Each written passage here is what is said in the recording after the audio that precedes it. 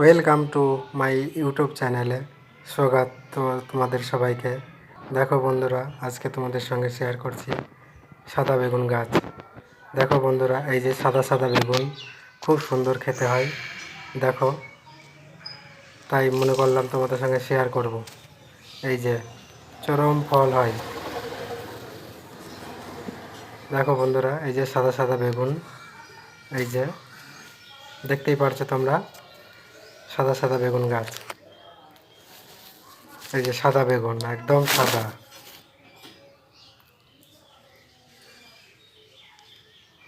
দেখতেই পারলে বন্ধুরা, এই যে ফুল এসছে গাছে।